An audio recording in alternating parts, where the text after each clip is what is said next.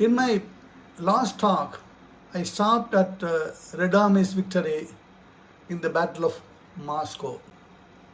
When Moscow was heaving a sigh of relief, a big tragedy was unfolding in Leningrad. The siege of Leningrad was one of the most horrendous events in the history of the world. Thousands simply starved to death, and it was even a problem burying the dead. It's numbing to read the statistics. Immediately pre-war, the city had a population of just over 3 million. In the siege that followed, which initially it lasted for 12 weeks, the German and the Finnish army, sometime in September 1941, cut off the city of Leningrad from the rest of the Soviet Union. Leningrad at that time had a population of around 3 million. About 500,000 either they were drafted or they evacuated. So about 2.5 million civilians remained inside the city. Of them, around 500,000, 5 lakhs were children. They were all trapped in the city. Hunger set in almost immediately, and even in October, police began to report appearance of emaciated corpses on the streets of Leningrad. Deaths multiplied in December, peaking in January and February. Both months reported deaths of over 100,000 per month. By the end of that winter, which was then the most severe in recent memory at that time, temperatures in fact dropped to minus 30 degrees Celsius or below. Cold and hunger had taken over everywhere, which resulted in the deaths of another 500,000 lives. The following 2 siege winters were less deadly because there were few mouths left to feed. Food was delivered across Lake Ladoga, which was the inland sea to Leningrad's east, and the Soviet troops could gain a toehold on the southeastern shores of that lake. The Red Army was able to supply some food, and then in January 1943, it was also able to gain a fragile land corridor out of the city through which they could construct a railway line. So the supply lines were available from January 1943. Nevertheless, the mortality remained very high, and at the end of the siege, more than 700 to 800,000 citizens of the city died, which worked out to about 1 in every 3 or 4 of the pre-siege population of the city. This was tragic by any standard. By January 1944, the German army finally began its long retreat to Berlin, and the siege was lifted.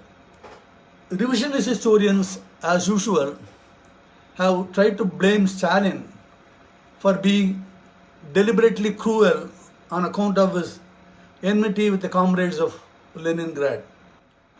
These are at best speculation, or at worst the usual CIA-sponsored imperialist slander. The other option suggested by some of the historians is that Leningrad should have been surrendered. Had it done so, the Nazis would have let the civilians starve to death as they did in other Russian cities. Moreover, all the cities remaining Jews would have been rounded up and slaughtered simply. In fact, because of the siege of Leningrad, about 300,000 Axis troops were pinned down outside the city. Had the city been surrounded, these troops would have been used elsewhere, causing further damage to the cause of Russia. Finally, Leningrad would have been physically destroyed as they did in the case of Warsaw. The Nazis would have razed that beautiful city to ground. So surrender was not an option. Stalin did whatever he could to help the citizens of Leningrad,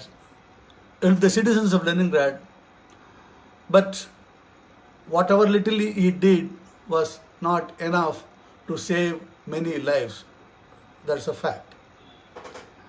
In short, the Leningrad siege lasted for about 900 days, and it brought in stark relief the sheer monstrosity of Hitler and his thugs. There is no siege in the recorded history of the world that took so many human lives. In my last talk, I discussed about the major loss of men occurred in 1941 when the Germans destroyed the Red Army and occupied the western regions of the Soviet Union. That area was home to about 40% of the Soviet population, which amounted to about 8 crores, 80 million persons. Perhaps about 20 million escaped or drafted, but about 60 million people lived in the occupied zone. The loss of these 60 million people had a devastating impact on the Soviet economy. In fact, the number of farmers dropped from 35 million to 15 million, and industrial workers fell from 11 million to 7 million. And the number employed in all other types of work declined from 20 to 11 million. The total number of persons in farming, industry and other occupations fell from about 71 million to 44.5 million in 1942. It was a huge loss. At least 1/3 of the workforce was lost because of the German occupation of the western provinces of the Soviet Union. In addition, the Red Army itself lost about 4 million. The figures are absolutely staggering, but the saga, is will be understood only if you get to know these figures. The Red Army, in fact, lost more than 4.5 million persons, which I said in my last lecture too. So, the Soviet army had to replace the casualties and to create new units to replace those destroyed by the Germans. These new persons came from 4 different sources. The older men who had received training in the 1930s, they were drafted, and the annual class of young men reaching 18 years of age in 1941-42, they were drafted, and men who had been wounded but who had recovered and they returned to active service. And most importantly, women played a major role in this. The heroism of Soviet women has few parallels in the history of the world. In fact, they were manning the anti-aircraft guns that defended Russian cities and factories. In 1942, there were about 100,000 of them, but it increased many times by 1945 when the war ended. Not only were they manning or womening the anti-aircraft guns, they also flew transport and combat aircraft and drove trucks and tanks. In fact, in 1943, the artillery division had an entire battalion of trucks with women drivers. In fact, interestingly, women tank drivers were especially valuable to the armored corps because most of these women had prior experience in operating tractors and collectives. Okay, and they were all farm women. They could quickly learn to drive a tank. That which saved training time for a tank driver. Okay, in fact, the need for tank drivers at that time was around 20,000 or so, and this burden was somewhat eased by women. In fact, the another important role, unique role played by women in the Red Army was sniping. Sniping, as many interviews with the German soldier reveals, had a severe psychological impact on him. A soldier could fight a war face to face in a combat zone, but he would never like to lose his life by a single bullet fired at him from a place of which he has no knowledge. So every soldier, German soldier, was fearful of snipers and loss of life due to sniping. In fact, the snipers were the most hated Soviet, Red Army men and women by the German soldiers. In fact, there were about 1,500 snipers, I think, about 1,500 snipers, and they were credited with killing about 12,000 German soldiers. At the end, about 2 million women served in the Russian armed forces, and in addition to it, they replaced men in industry, allowing more men to serve in the armed forces. In fact, in 1941, the number of women entering the armed forces were about 500,000, which, as I said, increased fourfold to 2 million by the end of the war.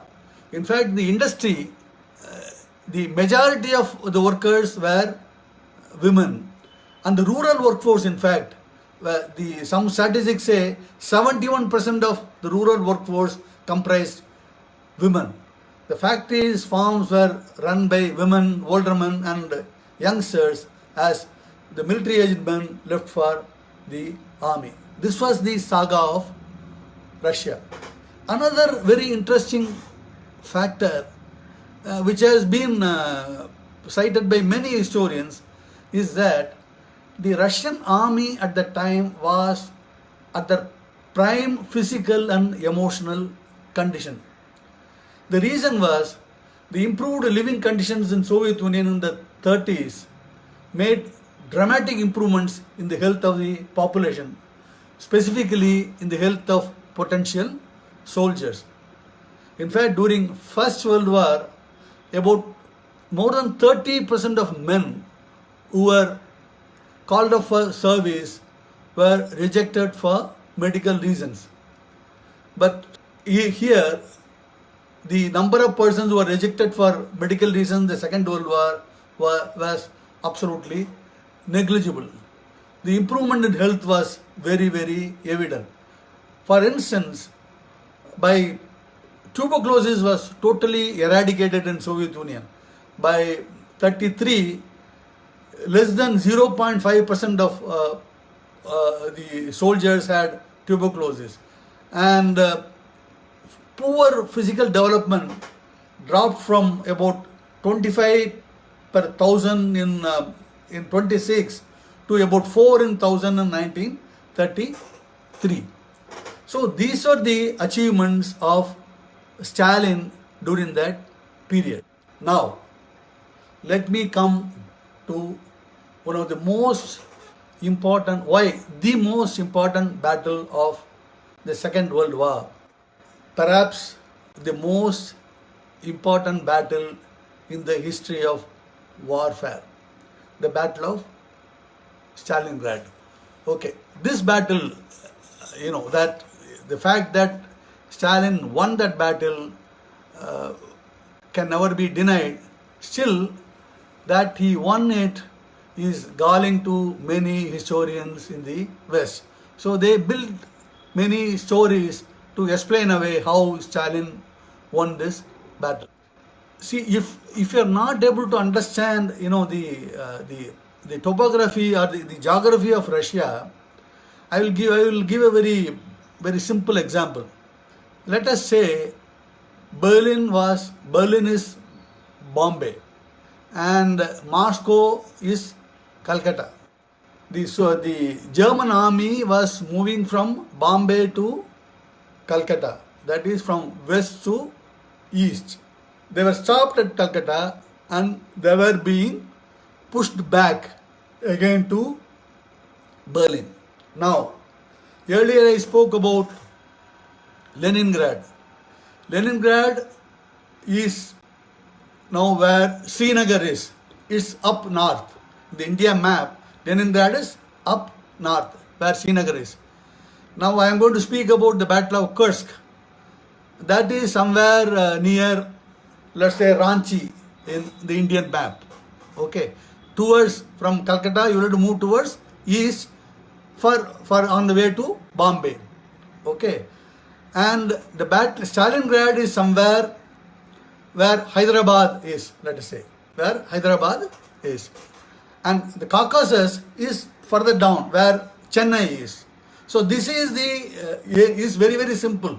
The entire thing is, the battle is from north to south. Earlier Germans were pushing from west to east. Now Russians were pushing Germans back from east to west. So most of the battles were fought during this push. So Stalingrad, as I said, it is up north. Now we are talking of Leningrad.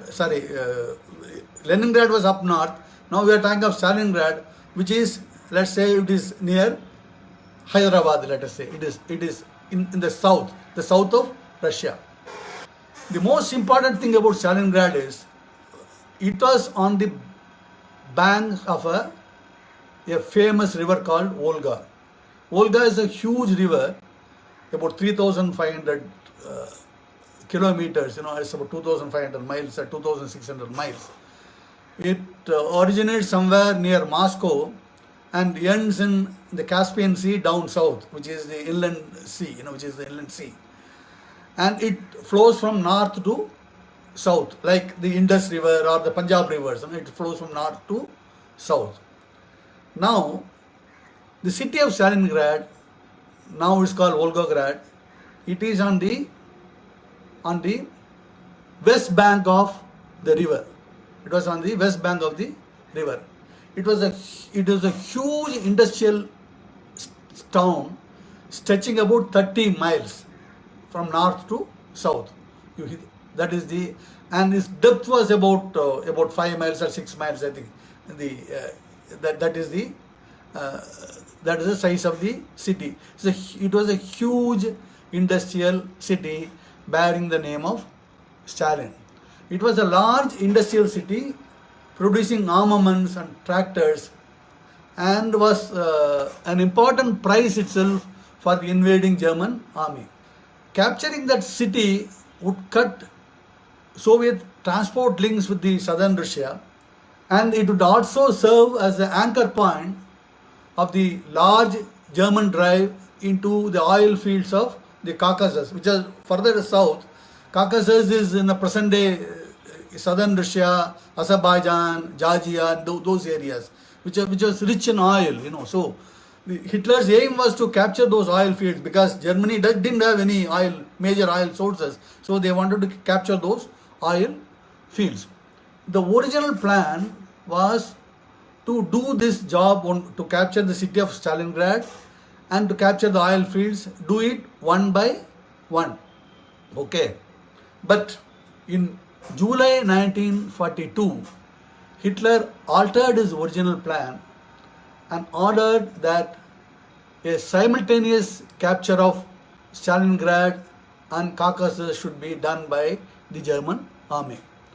So, the Army Group South, about which I spoke last time, was split into two army groups. One was Army Group A, the other was Army Group B. Army Group A was interested to capture the Caucasus. The Caucasus, so they in fact they did a very good job. They captured Rostov and they penetrated very deeply into Caucasus. Their successes were brilliant in Army Group A. Army Group B, which was not able to, which was commanded by by Bock. I think it was commanded by Bock. It made a very slow progress into Stalingrad. The Soviet High Command by this time knew how the Germans would behave. They knew the strategic thinking of the Germans, how it would be. They had a fair idea. The Soviet Union had a fair idea. In fact, the Soviet command responded to the summer offensive by forming the Stalingrad Front under Timoshenko, Marshal Timoshenko. The initial plan was to maintain an orderly withdrawal and to avoid massive encirclements, which happened in 1941. The Red Army was encircled by the German army. But Stalin in July 1928 issued a decree which said that the defenders of Stalingrad would take not one step back. He also refused the evacuation of any civilian, stating that the army would fight harder, knowing that they were defending the residents of the city. Stalin did this because he was sure that the supply line to the city would be maintained by the Russian army.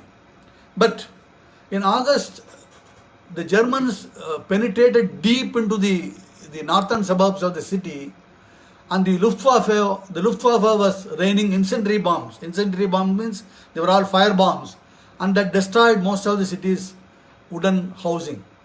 The Soviet 62nd Army was pushed back into Stalingrad proper.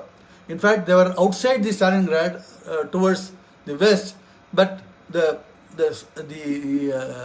German army pushed them back into the city. Okay, and finally, though General Chuikov fought very, very hard, finally the entire Russian army was confined to a 9-mile. I said the city was 30 miles, but it was on a 9-mile long strip and about 2 miles wide strip. They were confined to that area. So the Soviets had to supply the troops by barge and by boat across Volga from the other bank, and they were subjected to staffing by the Luftwaffe aircraft. At that time, Stalingrad became the scene of some of the fiercest and most concentrated fighting of the Second World War. Streets, blocks, individual buildings were fought over by many small units of troops and often changed hands again and again. The city's remaining buildings were pounded into rubble by the unrelenting close combat. The most critical moment came when on October, 14th October, the Soviet defenders had their backs so close to the Volga that the few remaining supply crossings of the river came under German machine gun fire. It was that close. But the Germans were also growing dispirited by heavy losses and fatigue and the approach of winter. The turning point came with a huge Soviet counter-offensive in November, which had been planned by General Sukhov and Vasilevsky and Voronov. Now, these are generals. What they did was, it was launched in two spearheads. One was north of the German, the German salient, German army. The other was in south of the German army. What they did was, they started attacking the flanks, the wings of the German army. In these wings, unlike the city, these areas were they were in the open steppes, and in these flanks were being manned by Italian army and Romanian army. They were not, battle trained, and they were not as fierce as the German soldiers were. So when the attack came, the Germans were completely taken by surprise.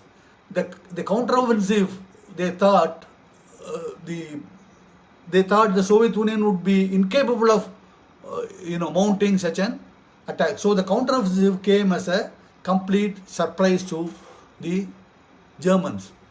Okay, the operation was a deep penetration maneuver, attacking they never attacked the main German force, as I said. So they attacked the weaker flanks, and finally the attacks quickly penetrated deep into flanks, and by end March, the two prongs of attacks had linked up at one place, thereby trapping two German armies inside Stalingrad. Now what had happened was, earlier the Soviet army was trapped. Now the German armies were trapped by the Soviet armies, who outflanked it, and they encircled it. Okay, but the Germans could have fought back. They could have moved. They could have left the Stalingrad city. They could have moved westward, fighting the Soviet army. That was possible. But German High Command also urged Hitler to allow General Pallas, who was commanding the German army there, and his forces, to break out of the encirclement and rejoin the main German forces west of the city. But Hitler would not contemplate a retreat from the Volga River and the city that bore the name of his mortal enemy, Stalin. So he ordered General Pallas to stand and fight. With winter setting in, food and medical supplies dwindling, the general's forces grew weaker. Hitler declared that the Sixth Army the General Pallas army would be supplied by the Luftwaffe, but air convoys could deliver only a fraction of the necessary supplies. Hitler was not keeping quiet, in fact. In December, he ordered one of his most talented commanders, I think it was Manstein, Field Marshal Manstein, to form a special army corps to rescue General Pallas's forces by fighting his way eastward. But Hitler refused to let Pallas to fight his way westward at the same time in order to link up with Manstein. What he did was, he asked Manstein to push eastward, but he did not allow Pallas to push westward. Okay, that he did not allow, because he wanted to hold the city of Stalingrad at any cost. This decision doomed General Pallas's forces, since Manstein's forces simply lacked the reserves needed to break through the Soviet encirclement single-handedly. The Soviets then resumed the offensive to shrink the packet of encircled Germans, to head off any further relief efforts, and to set the stage for the final capitulation of Germans in Stalingrad. The Volga River was now frozen over solid, and Soviet forces and equipment were sent over ice at various points within the city. Hitler did not give up. He exhorted the trapped German forces to fight to the death, going so far as to promote General Paulus a field marshal and reminding him that no German field marshal had ever surrendered. When the Soviet army was closing in, the situation became hopeless, and the Sixth Army was completely surrounded by the German armies. And on January 31st, General Paulus disobeyed Hitler and agreed to surrender. More than 22 generals surrendered with him. On February 2, the last of the 1,000 freezing and starving men surrendered to the Soviets. The Soviets recovered more than 250,000 corpses in and around Stalingrad, and the total Axis casualties are believed to have been more than 1 million dead, wounded, missing or captured. Okay. On the Soviet side, official Russian military historians estimate that there were more than 1.1 million Red Army soldiers dead, wounded, missing or captured in the campaign to defend the city. An estimated 40,000 civilians died as well. This in short is the story of Stalingrad, the saga of Stalingrad. Now, contrary to popular belief, most of the Western historians keep saying that Stalin kept changing his generals left, right and center. But the fact is otherwise. David Glantz, a famous American war historian, says this. He says, contrary to popular belief, command stability was far greater in the Red Army and command turbulence was significantly less damaging than has been previously assumed. Not only after the Battle of Stalingrad, but also during the first 18 months of the war. Furthermore, command was more stable in Red Army's friends, key armies, tank and mechanical forces, and its largest supporting air, artillery and air defense formations. More important still, when command stability was the greatest during 1941 and 42, Hitler was still able to identify and develop key commanders who would lead the Red Army to victory the last 2 years of war. In short, most of the marshals and generals who led the Red Army to victory during May 1945 were already serving as generals or colonels or brigadiers in respective, there are no most of brigadier I think in the Red Army, let me check. In the respective command position when war began on 22nd June 1941. What is surprising is the relatively high percentage of these officers who survived their education at the hand of Wehrmacht during 1941 and 42 to emerge as successful commanders in the victorious Red Army of 1945.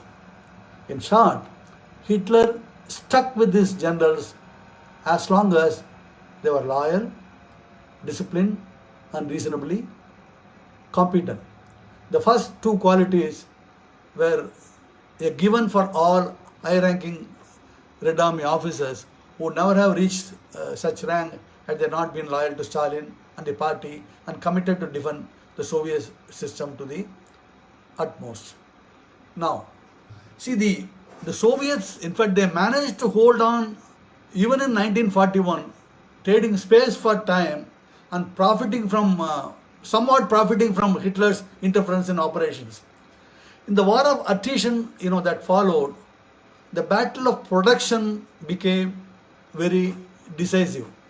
Soviet production of artillery and armored vehicles increased steadily throughout the war, which is a miracle in fact. While production of artillery and rifles peaked in 1942 to meet the demands of new units and replacement of battlefield losses. How they did is was what I am going to speak about now. In fact, the Russians won the production contest, the production contest because of the huge sacrifices made by the civilian sector and the basic strength of the economy. In fact, the European nations which were under the heel of Hitler were producing about 32 million tons of steel in 1941-42 compared to 18 million tons of steel produced by Soviet Union.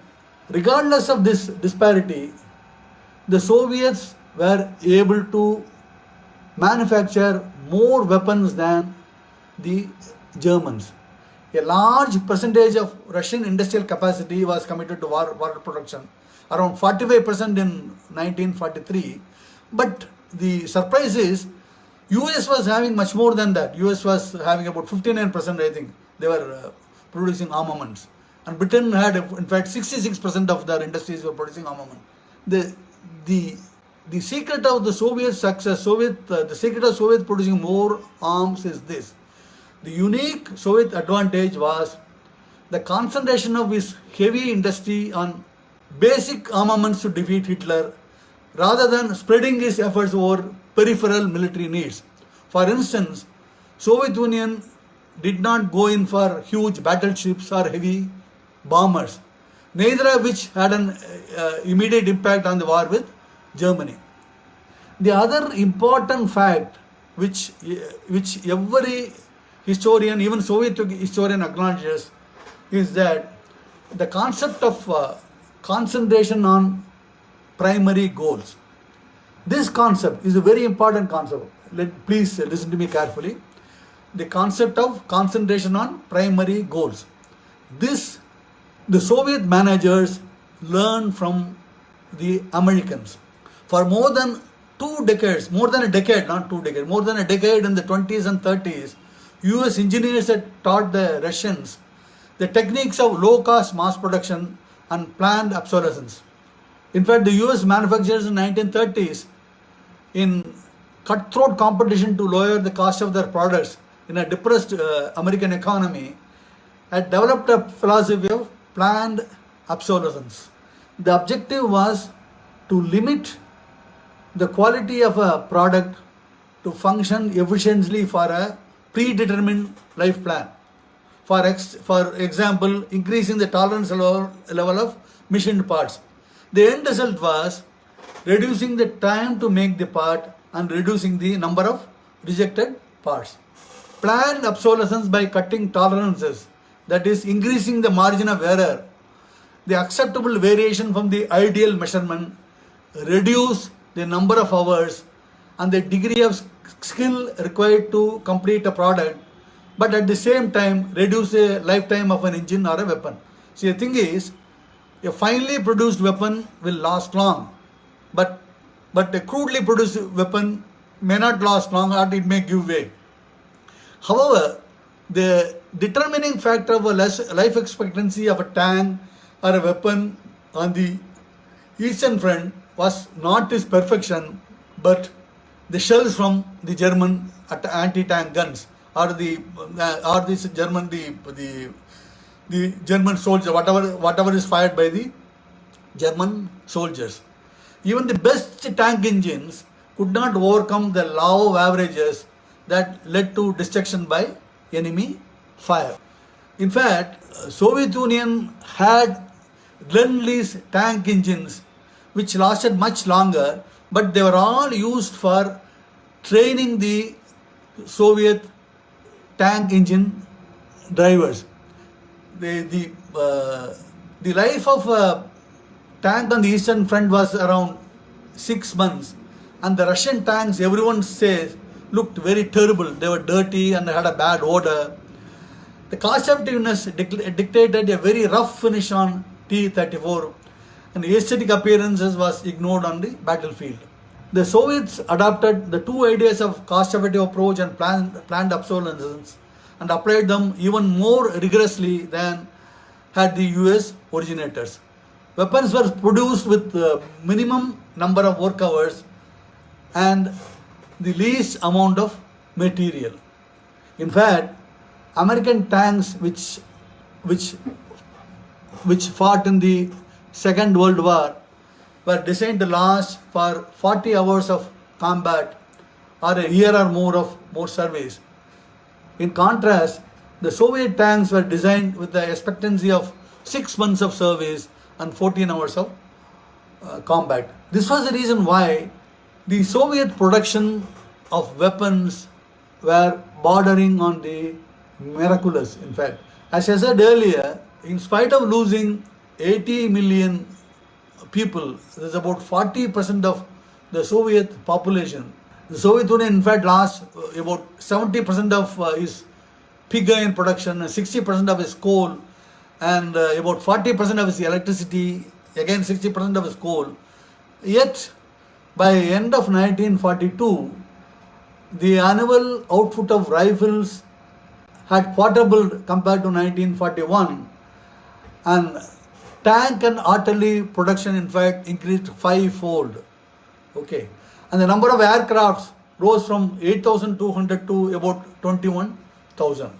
This achievement in fact was testimony to the mobilizing power of Soviet economy under Stalin's command, but also to the amazing feat of the mass relocation of industrial plants to the Eastern USSR in 1941-42. This was absolutely miraculous. In fact, one of Stalin's first wartime decrees was to order the establishment of an evacuation committee which organized the transfer to the east of more than 1,500 large-scale enterprises in the summer of 1941. With the plant and machinery went hundreds of thousands of workers. Tens of thousands of trucks were used, and up to 1.5 million rail wagon loads of evacuation cargo were used for this.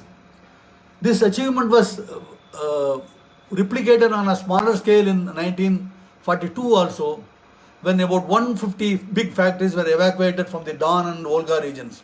As well as relocation of industry, the Soviets created another 3,500 new factories during the war, most of them dedicated to armament production.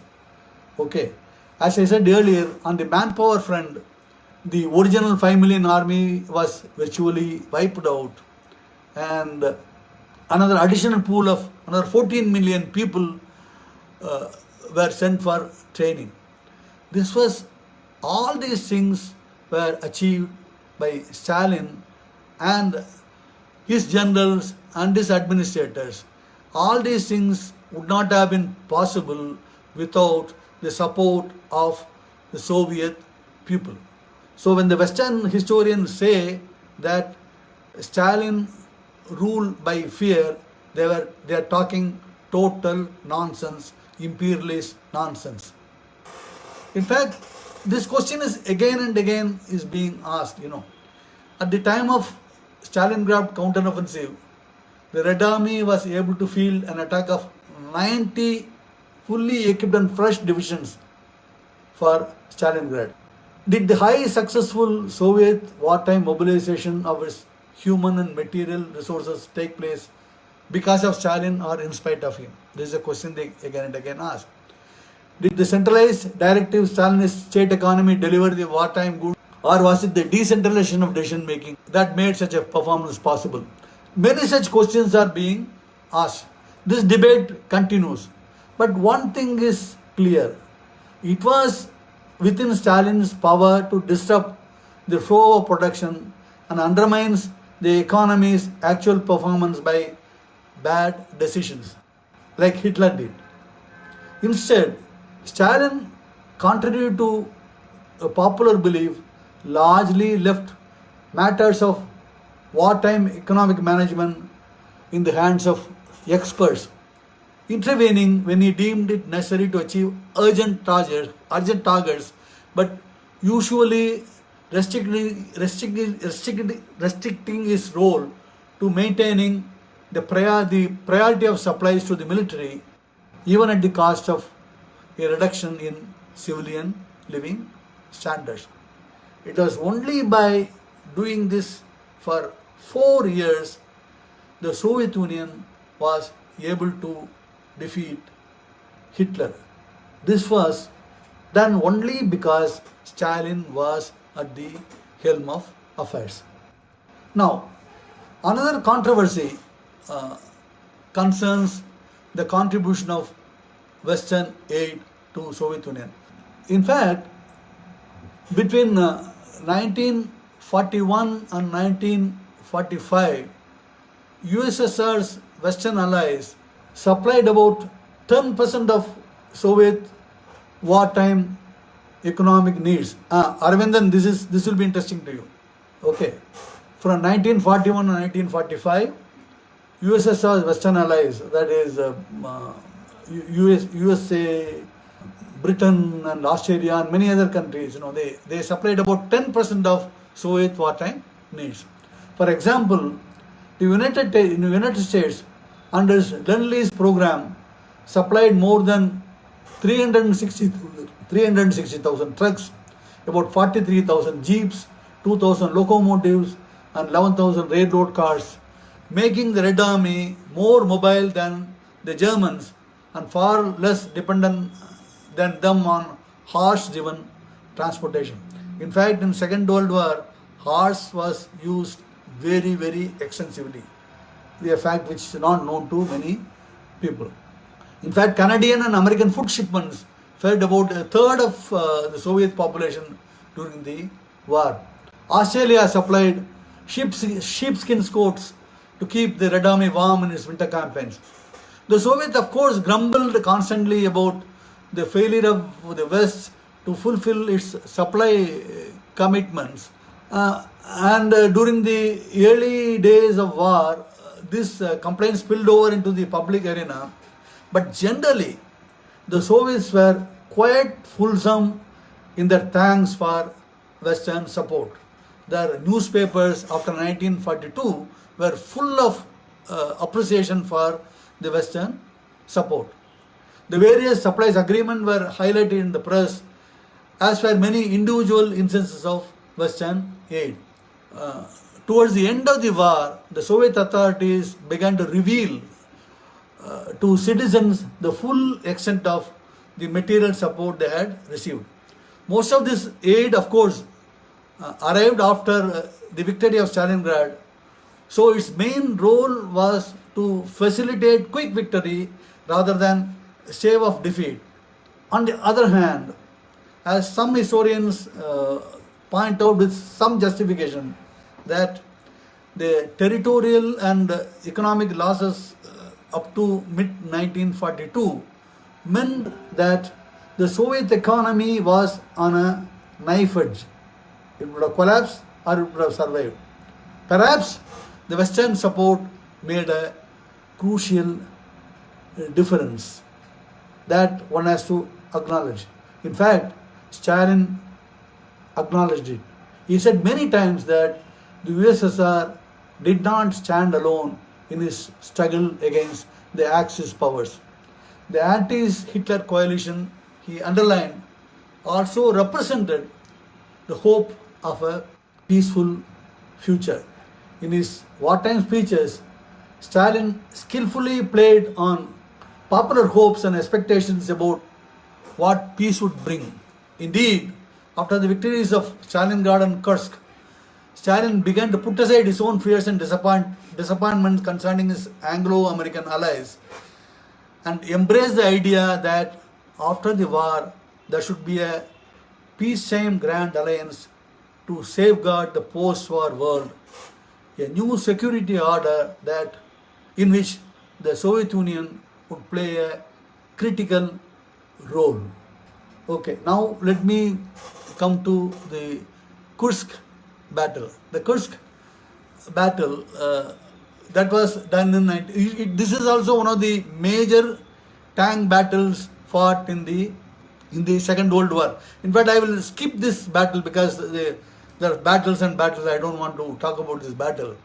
Now, in this battle, the German tank forces suffered a major defeat, and the city of Oral and Belgorod were reconquered by the Soviet forces in August 1943. In fact, Stalin proclaimed that the German plan for a summer offensive can be considered as having failed completely. The legend that in a summer offensive the Germans are always successful and that the Soviet troops are compelled to retreat is refuted. And from this time onwards, there was no retreat of the Soviet forces. It was always the battle after the Battle of Kursk. It was always the Soviet forces were always advancing towards the west. In fact, the oral recapture was marked by a 120 gun salute in Moscow, and this was the first of 300 such salvos ordered by Stalin during the remaining years of war. So there are more than 300 victories the Soviet army scored from 1943 to 1945. In 1943 December, the Tehran conference was held. This conference was attended by of course, Stalin, Churchill and Roosevelt. And the chief discussion centered on the opening of the second front in Western Europe. Yeah, the Allies were delaying the second front, and Stalin was annoyed. And he agreed to an eastern offensive to coincide with the forthcoming Western front. And he was pressing hard on the Western leaders, and they also agreed that they would do it as quickly as possible. It happened in June 1944 when Normandy invasion happened. Okay, though military questions were dominant, the conference saw more discussion on political issues. Stalin reiterated that the Soviet Union should retain the frontiers provided by the Nazi-Soviet Pact and the Russo-Finnish Treaty of 1940. Though the settlement of Germany was discussed at length, all three Allied leaders were not very certain. Their views were not very precise on the topic of post-war international organization. Stalin, of course, wanted to dismember Germany into many small states, but others were reluctant. On the Polish question, the Western Allies and Soviet Union found themselves in sharp dissension because Stalin did not like the Polish government in exile in London. Okay, they were anti-communist, so naturally Stalin, of course, he did not like. He did not like that at all. In fact, there are many pen pictures about Stalin by some of the persons attending this conference. Churchill, in fact, was accompanied in Tehran by Alan Brooke, Field Marshal. Alan Brooke was the chief of the Imperial General Staff. And this is what he says, that Stalin's performance was that never once in any of his statements did he make any strategic error, nor did he ever fail to appreciate all the implications of a situation with a quick and unerring eye. This is what Alan Brooke says about Stalin. Okay, the verdict of the American Admiral, Admiral King, he was American Naval Staff. He said that Stalin knew just what he wanted when he came to Tehran, and he got it. And he also said Stalin had the president in his packet. Roosevelt himself thought Stalin to be witty, quick-witted and humorous, and a man hewn from granite. This is what he said.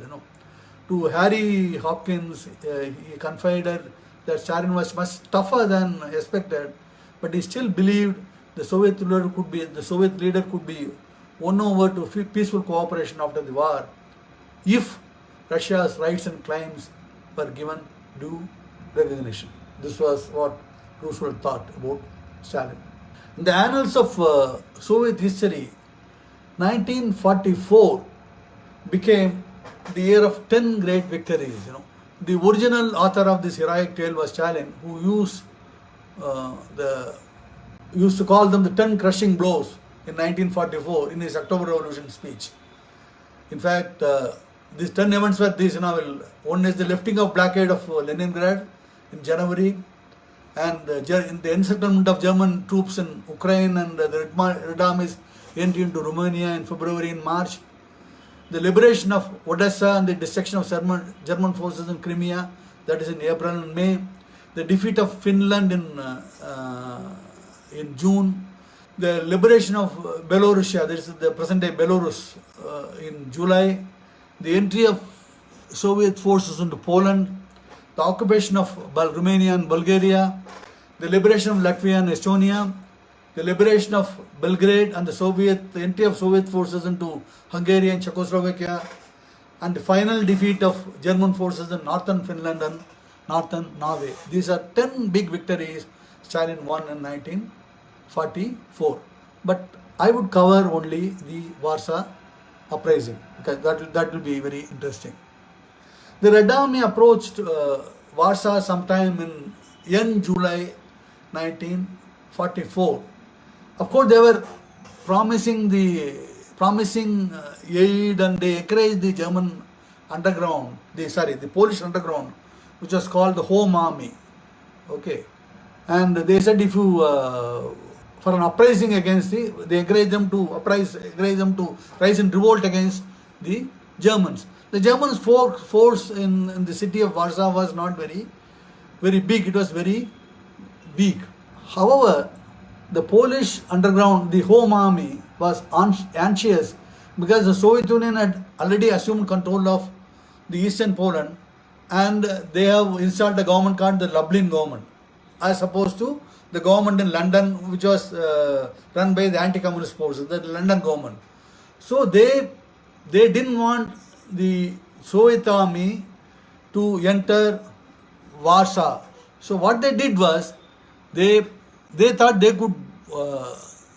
could easily defeat the Germans and negotiate with the Soviet army. When they arrive, the Allies also will support the Home Army, so they could negotiate with the Soviet army. That was what they thought, and they started their uprising without even informing the Red Army.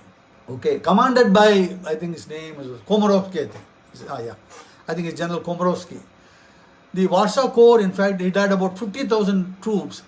They attacked the weak German force on 1st August, and within 3 days it gained an effective control of the city. However, the Germans sent reinforcements and forced the Poles into a defensive position, bombarding them with air and artillery for the next 63 days. You should know that this uprising was done without informing the Red Army, and naturally Stalin was very furious when he heard this.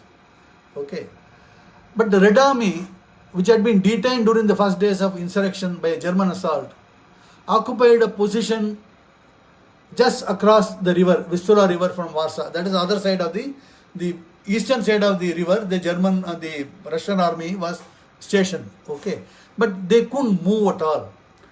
Without Russian support and without the Allied support, the Home Army split into small and disconnected units and was forced to surrender when its supplies gave out. They surrendered sometime in October, I think. Yeah, they fought for about 60 days. They surrendered in October. The Germans then systematically deported the remainder of the city's population and completely destroyed the city. Okay. When it began on 1st August, Stalin had no idea that the uprising would fail. In fact, he wanted the Red Army to move so that they would gain control quickly. Warsaw could be controlled quickly. But Red Army did try to break through the the German defenses, but its plans ran into trouble when it came against strong resistance in the Warsaw area. The Wehrmacht was down but not out. The Germans quickly rebuilt the strength of their army group by transferring divisions from other sectors of the Eastern Front and from the Western Europe.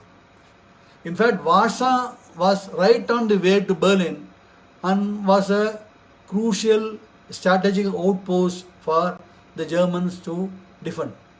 So as the Germans stabilized their defensive position, the Soviet offensive lost its momentum. Also, the Soviet troops were tiring and Red Army's supply chain was now stretched hundreds of miles long, and it was quite difficult for, and Luftwaffe was also playing its part, and it was quite difficult for Red Army to launch an attack. So it is a calumny. It is wrong to say that Stalin deliberately stopped on the other side of the river Vistula so that the home army could be destroyed by the German forces. This was again another slander which the Western historians indulge in. Again, a word about the partisan war. The partisan war in the Second World War was mainly fought by the Soviet forces. In 1941, you had about 90,000 people, but at the end of the war, by 1943, it was about 5.5 lakhs, and by 1945, it was it merged with the Russian army.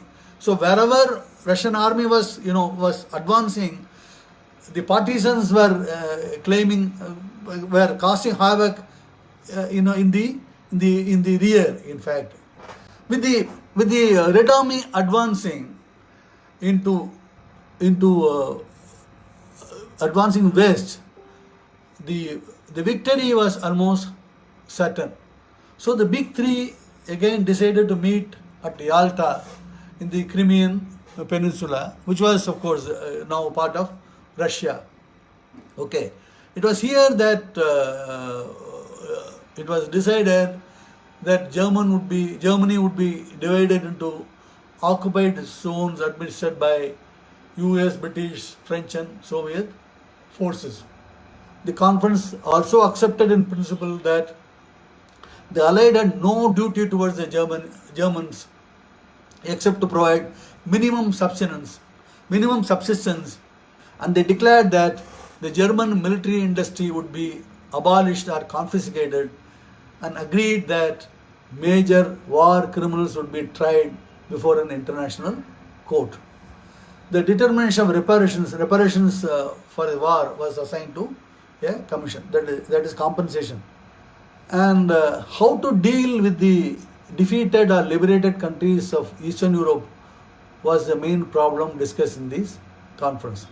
Agreements reached, which are accepted by Stalin, called for interim governmental authorities broadly representative of all democratic elements in the population, and the earliest possible establishment through free elections of governments responsive to the will of the people. This was in fact accepted by Stalin, and it was carried out to great extent in many of the Eastern European countries, but that's other part of the story. I am not going into it. I am not going into the history after 1945. Okay. As regards Poland, Britain and USA supported a Polish government in exile in London, as I said earlier, and the Soviet Union supported a communist-dominated the Polish Committee of National Liberation, which was called the Lublin government. Okay. So neither the Western Allies nor the Soviet Union would change its allegiance. So they could only agree that the Lublin government would be broadened to include representatives of other Polish political groups. So the Poland's future frontiers were also discussed, but they were not decided during this conference. Stalin, of course, had every reason to be pleased with the results of Yalta. On almost every policy issue, the Soviet position had prevailed. The big three, of course, they got on well once again, and Stalin had proved to be as effective a negotiator as he had been at Tehran. The only major concession to Western wishes was the declaration on liberated Europe. But the Soviet interpretation of this document emphasized its anti-fascist rather than its bourgeois democratic character.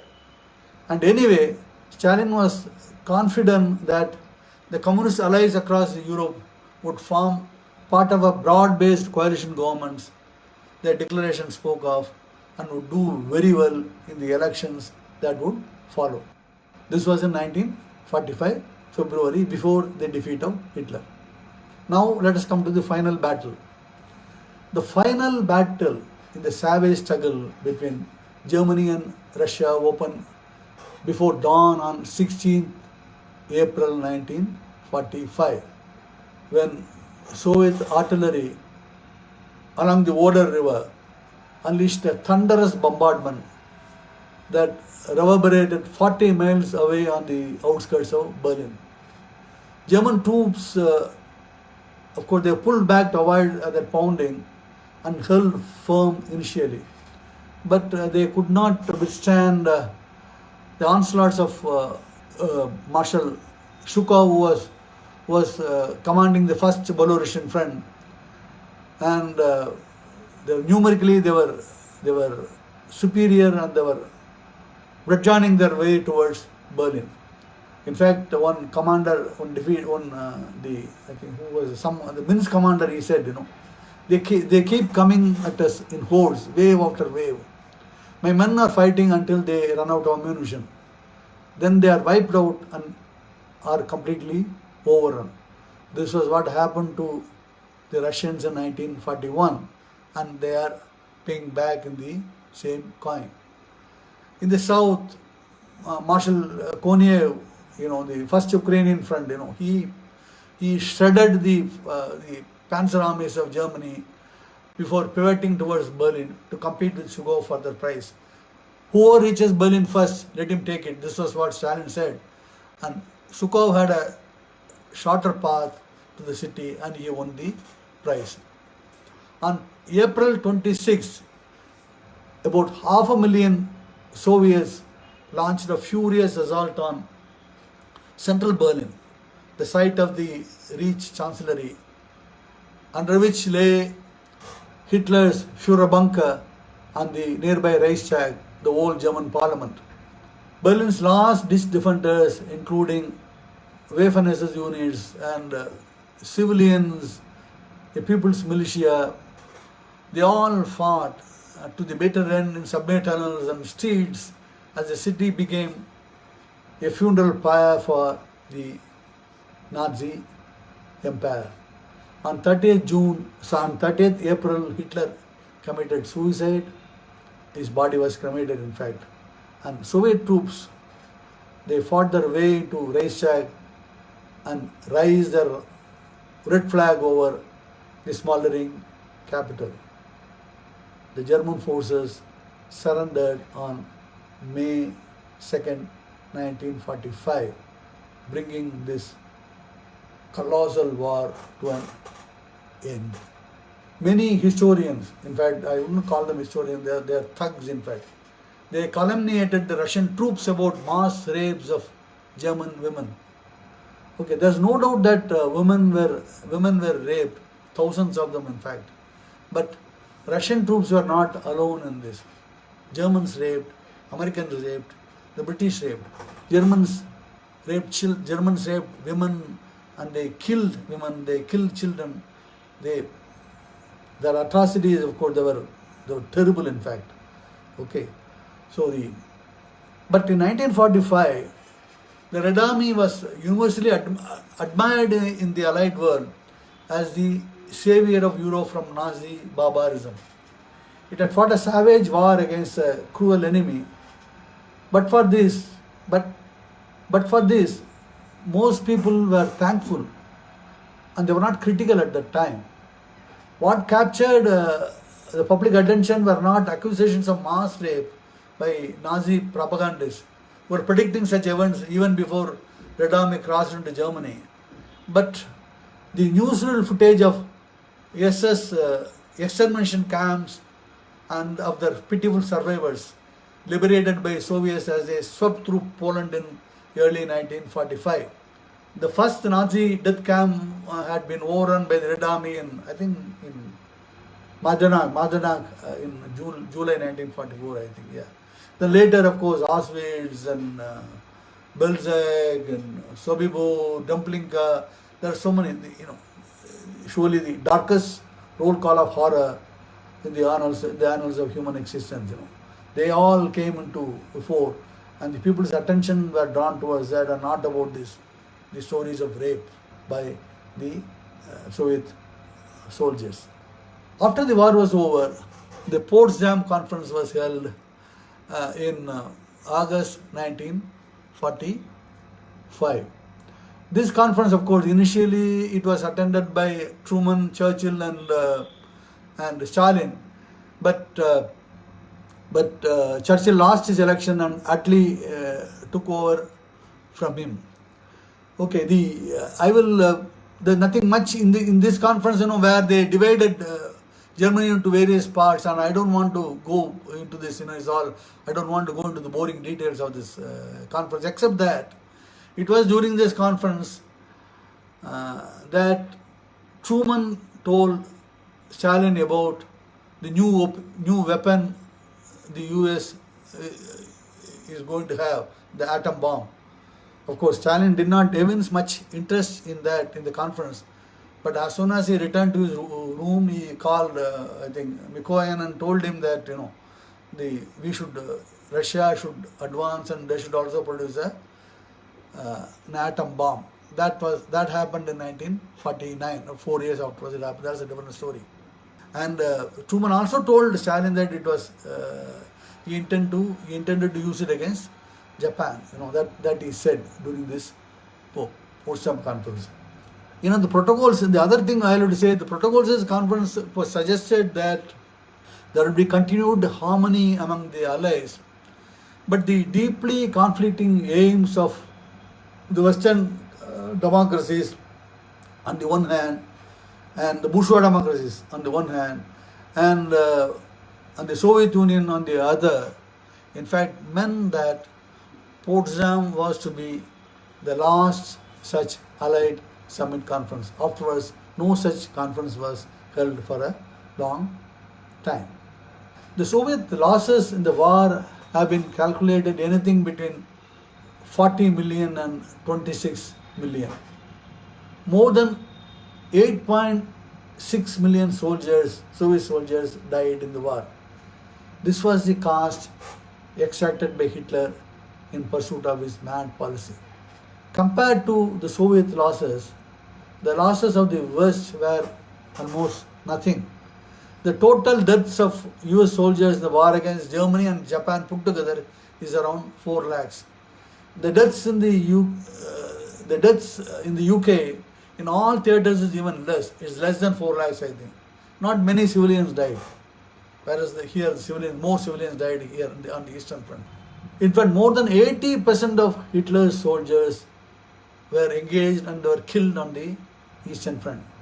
So it was only heartless scoundrels and paid agents who would say that Stalin intentionally sent his soldiers to death.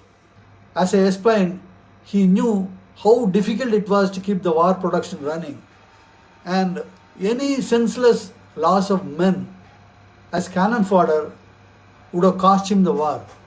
He would have been a fool to do that. The West intentionally propagates this myth only for its nefarious reasons, to portray Stalin as a monster. Anyway, to cut the long story short, the Second World War and the war against Hitler was won principally by the Red Army, the people of the Soviet Union, and Stalin. All others who participated in the war were more or less bit players. The Western historians have a problem stomaching this truth, mainly due to, according to me at least, mainly due to racist and ideological reasons. That is why they are spinning new stories every day. We don't belong to the West. There is no reason for us to believe them. Again, this question is being asked again and again, and I will answer it and conclude my talk. Why do I defend Stalin? I am the last person to defend Stalin because he had killed less number of people than what is being given in the Western press. My only submission is that he acted in that way not because he was a psychopath, but because his times were such and he thought revolutionary violence was necessary to bring in a just order. I confess I am rather equivocal about revolutionary violence, but violence on the scale indulged by Stalin cannot be explained away. On the other hand, the fact remains that it was he, more than any other leader, who was instrumental in saving the world from the Nazis, as I am sure I have convincingly explained to you. This was understood by all leaders who lived close to his era. The Cold War, in fact, changed everything. I would hesitate to say that I am a Gandhian, but I have weighed around to the realization that mankind has entered a phase in which it may be possible to avoid violence to settle political disputes. The world, I think, is becoming a better place. We perhaps do not need Stalins anymore. But the one we had has to be assessed objectively without the eyeglasses of the West. A question may be asked, do we need more Gandhis? My answer will be yes. Thank you very much. Okay, you could read Stalin's Wars by Jeffrey Roberts. That's a very good book. You could read Kotkin's two biographies on Stalin, but it covers only up to 1941. And this period, of course, it covers up to 1945. You can read if you read from a Marxist point of view, Lido Martin's book, the other view of Stalin you can read. And earlier Isaac Dasher's classic is there, that you can read. And Gray's book is very good. Gray's book on Stalin is very good.